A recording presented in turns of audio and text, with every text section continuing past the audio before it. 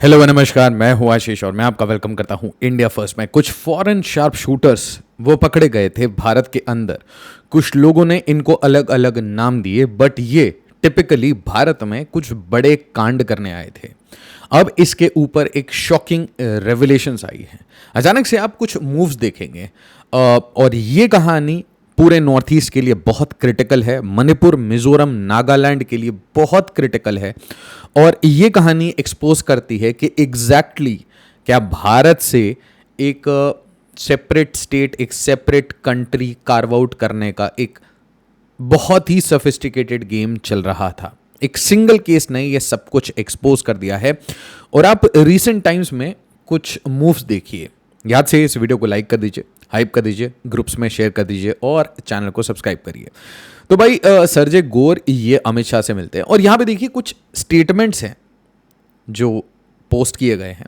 तो यहां बोला जाता है, discussion on further strengthening cooperation between in the area of security, particularly in counter terror and counter narcotics. तो ये जो नारकोटिक्स का गेम है ये सबसे ज्यादा भारत के ईस्ट और नॉर्थ ईस्ट में है। ओके, इसके बाद देखिए आप same statement, shield our people from narcotics and illegal drugs, secure our borders and jointly bring criminals to justice in both nations. तो ये तो ऊपर ऊपर की बात हो गई। अंदर की बात आई बाद में। 20 जून को आ जाता है कि एनआईए के पास कुछ अजीब सी जानकारी आई है। इन्वेस्टिगेशन हुआ है इस वैन डाइक केस में और बहुत सारी एक्सप्लोसिव डिटेल्स हैं। ये पहली बार नहीं है कि ये बंदा भारत आया था, भारत से ट्रांजिट करके म्यांमार गया था। इंडिया म्यांमार बॉर्डर पे ये क्या गेम कर रहे थे, कैसी सफिस्टिकेटेड प्लानिंग थी, ये आपको समझाता हूं। इस केस को बहुत डिटेल से समझिएगा, समझ दीजिए इसे। एनआईए अरेस्टेड यूएस नेशनल, ठीक है, Matthew Van Dyke and 6 Ukrainian nationals. इस कहानी को बहुत एम्पलीफाई रशिया ने भी किया है कि क्यों यूक्रेनियंस भारत में जाएंगे, क्यों ये यूक्रेनियंस भारत से म्यांमार में क्रॉस करेंगे, और एक ऐसा रीजन जहां ऑलरेडी कॉन्फ्लिक्ट है और एक ऐसा रीजन जहां पे भारत का एक स्टेट जल रहा है। मैं मणिपुर की बात कर रहा हूं। मणिपुर में ये कहानी और इंपॉर्टेंट तब हो जाती है जब आप देखेंगे कि 2023 से ये एक मैती कुकी इशू बन रखा था और रीसेंट टाइम्स में ये एक कुकी नागा इशू बन रखा है। और फिर ये केस जाके कुकी चिन आर्मी के साथ कनेक्ट होता है और फिर कहानी आ जाती है कुकी लैंड की, जोगम की। बड़ी अजीब सी कहानी है। क्या भारत से कुछ स्टेट्स को कार्व आउट करके एक नई कंट्री बनाने का गेम चल रहा था, जो शेख हसीना ने अलेज किया था। बार बार इसके छोटे मोटे एविडेंस मिल रहे थे, चाहे सेंट मार्टिन्स आइलैंड हो, चाहे मोहम्मद यूनुस हो। बट ये केस जिस तरीके से इसमें डिटेल्स आए हैं, this is just out of the box. allegedly provided military training to Myanmar based ethnic armed groups। तो ये एथनिक आर्म्ड ग्रुप्स पर्टिकुलरली कौन से हैं? ये सबको ट्रेनिंग नहीं देने आए थे, अरक्कन आर्मी को ट्रेनिंग नहीं दे रहे थे, ये पर्टिकुलरली कुकी चिन आर्मी को ट्रेनिंग देने आया था। Investigation suggest this was a pre planned and organised operation और इनके ऊपर यूएपीए सेक्शन 18 लग गया है। 18 मतलब कॉन्स्पिरेसी प्रिपरेशन फॉर, जी हाँ। तो अब मैं आपको इसको थोड़ा जियोपॉलिटिकली समझाता हूं। अगर आप भारत में एक एक्सेस को बंद करेंगे, एक एक्सेस जो आपने बंद किया है वो है कश्मीर वैली को आपने बंद करने की सारी कोशिश की है और आपने ये 370 को एब्रोगेट किया, सब कुछ किया। अब आपका एक नया फॉल्ट लाइन चाहिए। रिसेंट टाइम्स में मैंने देखा कि कोबरा के कमांडोज वो छत्तीसगढ़ के दंतेवाड़ा के जंगल से सीधा पहुंच जाते हैं मणिपुर। तो मणिपुर क्यों पहुंचते हैं? इतने सारे कमांडोज को डालने की क्या जरूरत है? Why cobra commandos? What is the need? क्योंकि यहां पे एक नया कश्मीर बनाने की कोशिश है, एक वॉर जोन बनाने की कोशिश है। मैथ्यू वैन डाइक एक अमेरिकन सिटीजन, पॉलिटिकल साइंस का ग्रेजुएट, यूनिवर्सिटी ऑफ मैरीलैंड से, internationally for involvement in conflict zones. ये हर कॉन्फ्लिक्ट जोन में पहुंच जाता है, सीरिया, लिबिया, नेम इट। जहां पे भी आपको प्रॉब्लम दिखी है, चाहे वो अफगानिस्तान हो, ये जरूर जाएगा। Captured by Gaddafi's forces during 2011 Libyan civil war, ठीक है। उसके बाद 6 महीने ये जेल में रहा और फिर ये अचानक से छूट जाता है, मतलब किसी बैक चैनल डिप्लोमेसी के कारण। Has worked in conflict zones and developed a reputation as a military trainer, security consultant. तो पहले जो कहानी आ रही थी कि भाई ये कोई ह्यूमैनिटेरियन एंगल वगैरह कर रहा था, वो सारा कवर जो है, जो कहानियां हैं, वो सब अब ब्लो अप हो चुकी है। अब क्लियर क्लियर बातें की जा रही हैं। अच्छा, ये आया कहाँ से था? और जयशंकर साहब की वो बात याद आ रही है कि आपने हमारे बहुत सारे दुश्मनों को वेपन्स दिए हैं, और फिर से ये तार आ जाता है यूरोप का। तो ये यूरोप से भारत की तरफ आता है, भारत से ये टिपिकली बार बार मिजोरम जाता है। दोनों बार, अभी तक सिर्फ 2 बार पता चला है कि आया है, अभी ये इन्वेस्टिगेशन हो रही है कि और कितने बार आया है। तो ये मिजोरम जाता है और मिजोरम से ही स्लिप्स इनटू म्यांमार। अच्छा, मिजोरम के जो चीफ मिनिस्टर है, उनका एक स्टेटमेंट है कि बड़े सारे फॉरेन नेशनल मिजोरम में आके गायब हो जाते हैं। आप रिकॉर्ड पे है, आप देख सकते हैं कि बहुत सारे ऐसे फॉरेन नेशनल्स हैं जो आए तो हैं यहाँ पे फॉरेन टूरिज्म करने के लिए, बट अचानक से गायब हो जाते हैं, डिसअपियर हो जाते हैं, पता नहीं कैसे। अच्छा, इसका काम क्या था? Conduct pre arranged military training programmes. तो अगर आपको वेस्टर्न होटल ढाका वाली स्टोरी याद है, तो वहाँ पे भी एक ऐसा ही स्पेशल फोर्सेस का ऑपरेटर वो मृत पाया गया था। तो ऐसा नहीं है, ये जो ट्रेनिंग है ये सिर्फ म्यांमार में चलती है, ऐसी ट्रेनिंग बांग्लादेश में भी चलती है। बट कोइंसिडेंटली एनफ, अगर बांग्लादेश में यूनुस का आना और उसके बाद इन ट्रेनर्स का वहाँ जाना और वहाँ पे रेडिकलाइजेशन का बढ़ना, उसी तरीके से मणिपुर का जलना और उसके बाद ये ट्रेनर्स का आना, क्या आपको ये डॉट्स कनेक्ट होते हुए दिख रहे हैं क्या? थिंक अबाउट इट, अपने दिमाग पर जोर डालिए। और इसीलिए हमने अपनी जो स्ट्रेटेजिक स्पेशल पार्टनरशिप है ना, इसको रिवाइज करना पड़ेगा, बहुत क्लियरली रिवाइज करना पड़ेगा। कितनी भी तारीफ हो जाए प्राइम मिनिस्टर मोदी की, कितनी भी बातें हो जाए कि हम भारत के बहुत अच्छे दोस्त हैं, इन चीज़ों के ऊपर बहुत ध्यान देना पड़ेगा। Focus on modern battlefield tactics, special emphasis on drone warfare and drone operations. तो आप ड्रोन ऑपरेशंस किसी को सिखाने जा रहे हैं, ये टैक्टिक्स आप किसी को सिखाने जा रहे हैं, और उसके साथ ये टैक्टिकल वेपन्स भी देने जा रहे हैं। तो आप एक तरीके से डिलीवरी का भी काम कर रहे हैं, ट्रेनिंग का भी काम कर रहे हैं, और इसका मतलब यहाँ पे डेफिनेट प्लानिंग है। अच्छा, ये देखिए, ये कुकी चिन आर्मी के साथ इनका कनेक्शन दिख जाता है। KCA is ethnic armed organisation operating in western Myanmar, active in areas bordering India's north east. और अगर आप ये लोकेशंस देखें तो जो कुकी लैंड या कुकी होमलैंड की बात होती है, जोगम की बात होती है, वो यही रीजन है मोस्टली।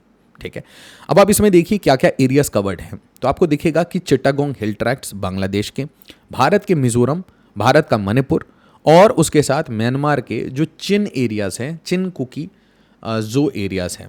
ठीक है, अच्छा, यहाँ पे अलग अलग छोटे छोटे फैक्शंस में ये ग्रुप्स बने हुए हैं। Chin Brotherhood Alliance, Chinland Council, Chin, ये कुकी चिन आर्मी, फिर ये ZRA, it has to do with Zogam. ठीक है, तो जो यूनिटी की बात अंदर में होती है मणिपुर की, ऐसी जो यूनिटी की बात मिजोरम में भी होती है। तो ऐसा नहीं है कि कोई एक जो इवेंट है वो आइसोलेशन में आपको रीड करना पड़ेगा, आपको सब कुछ देखना पड़ेगा। कुछ ऐसी ही प्रॉब्लम्स चिट्टागोंग हिल ट्रैक्ट्स में भी हैं, बट जिस तरीके की क्रशिंग पावर वहाँ की मिलिट्री यूज़ करती है, उन्होंने लार्जली इन एरियाज़ को साफ़ करना शुरू कर दिया है, जंगलों को साफ़ करना शुरू कर दिया। उसके बावजूद इन एरियाज़ में यहाँ पर ट्रेनिंग कैंप्स हैं, और बोला यह भी जाता है कि बांग्लादेश के इन एरियाज़ में ट्रेनिंग करके मिजोरम के थ्रू एंट्री करा के और मणिपुर में डिस्टर्बेंस कराई जाती है। और उसी तरीके से ये जो एरिया है, चिन एरियाज़ ऑफ म्यांमार, यहाँ पे भी ऐसे ट्रेनिंग कैंप्स हैं। थोड़े दिन ये हुंता के साथ लड़ते हैं और बाकी दिन ये मणिपुर में आके आग लगाते हैं। अच्छा, तो म्यांमार, चिन स्टेट, इंडियाज मणिपुर, मिजोरम। अच्छा, एक चीज़ आपको और बहुत इंपॉर्टेंट है समझना कि अगर कुकीज़ जो हैं वो लड़ते हैं नागाज के साथ, तो ये कहानी सिर्फ मिजोरम मणिपुर तक नहीं रेस्ट्रिक्ट होती, ये कहानी फिर नागालैंड में भी घुस जाएगी। मतलब सबसे पहले मणिपुर में लड़ाई किसके बीच में हुई? वैली में जो मैतीज हैं और जो मोस्टली सदर्न हिल्स में जो कुकीज़ हैं उनके साथ। और ये जो सारा लॉजिस्टिकल सप्लाई आया है ये बाहर से आया है, और इसमें पाउडर का भी गेम है जिसके बारे में सरजे गोर और अमित शाह के बीच में बातचीत हुई। अच्छा, अब जो नेक्स्ट एक्सिस जो बनाने की कोशिश है वो नेक्स्ट एक्सिस है between the cookies and the Nagas. तो नागाज मोस्टली आपको नॉर्दर्न पार्ट्स में मिलेंगे, कुकीज़ मोस्टली आपको सदर्न पार्ट में मिलेंगे। तो कुकी और नागा के बीच में कोई भी कॉन्फ्लिक्ट अगर होती है तो वो आपके मिजोरम और नागालैंड को भी अफेक्ट करेगी। तो कुल मिला के आपने सिर्फ एक स्टेट को फ्रैक्चर किया, और आप इनपुट्स लेके आए म्यांमार से, इनपुट्स लेके आए बांग्लादेश से, और आपने इवेंचुअली ये तीनों स्टेट को आप एक टर्मोइल की सिचुएशन में ले जा सकते हैं। अभी तो मणिपुर है सबसे अच्छी बात यह है कि मिजोरम और नागालैंड मोस्टली अभी पीसफुल हैं, बट एक और प्रॉब्लम है कि मिजोरम में ऑलरेडी 40,000 लोग शरणार्थी, कुकी शरणार्थी, वो रह रहे हैं एनी विच वे।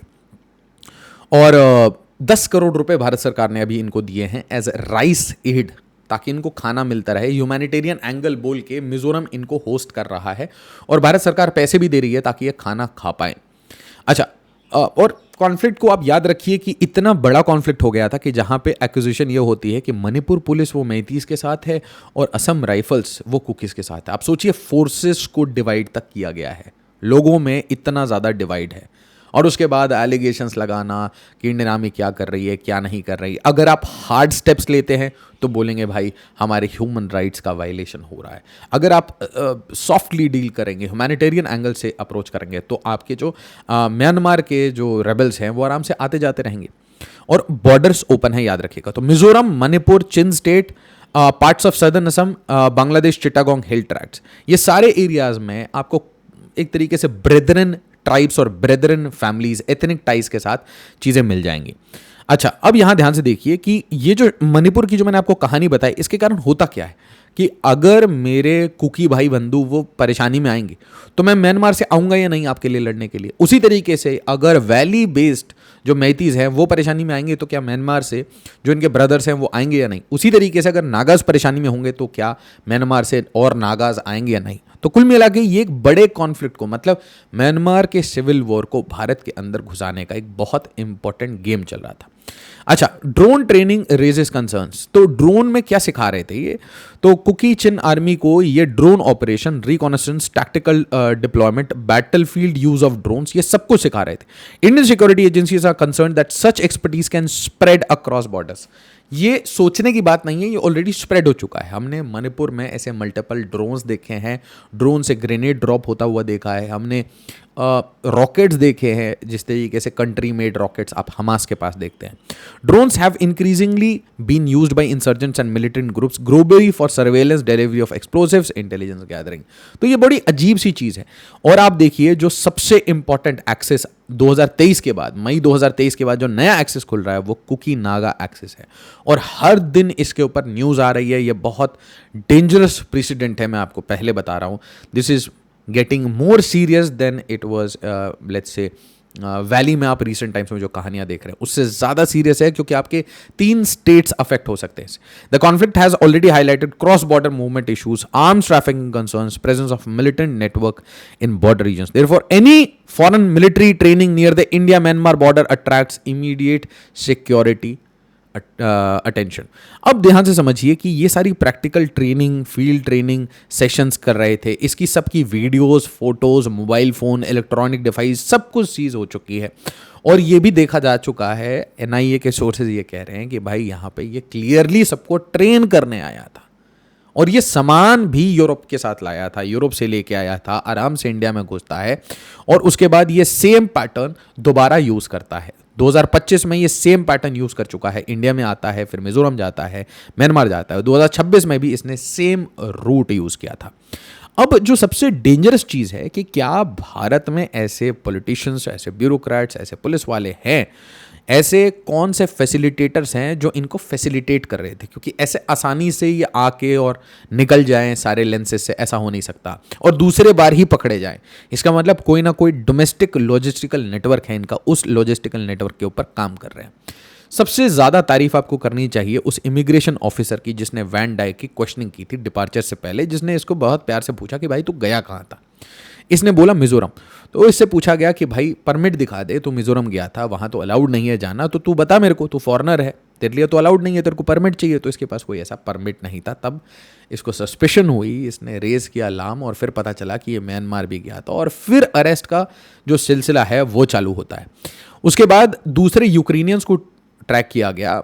वो कैसे ट्रैक किया गया? सी फॉर्म रिकॉर्ड्स। तो आप किसी भी, अगर आप फॉरेनर हैं और आप किसी भी होटल में रुकते हैं तो आपके पास पासपोर्ट की details, nationality, duration of stay, travel locations, ये सब कुछ होने चाहिए। तो आपको रिपोर्ट ये करना होता है। उस रिपोर्ट के थ्रू ये पता चला कि भाई 6 और यूक्रेनियंस हैं।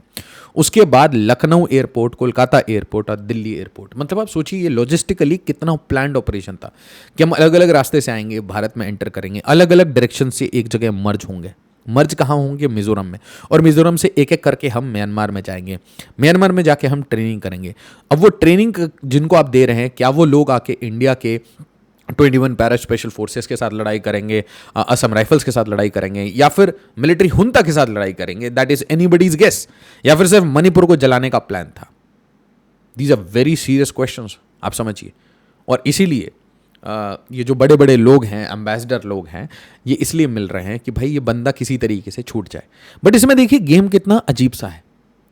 जो मैं कहता था ना, ये ज़ेलेंस्की है ना, व्लोदिमीर ज़ेलेंस्की, ये तो व्लोदिमीर ज़ेलेंस्की का गेम बहुत अजीब है भैया।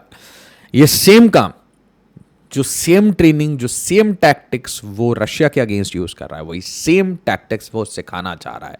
अब मुझे बताइए, यूक्रेनियन लेवल की ट्रेनिंग आपको किस लिए चाहिए? मिलिट्री हुंता से लड़ने के लिए या भारत की फोर्सेस से लड़ने के लिए, भारत की एजेंसी से लड़ने के लिए?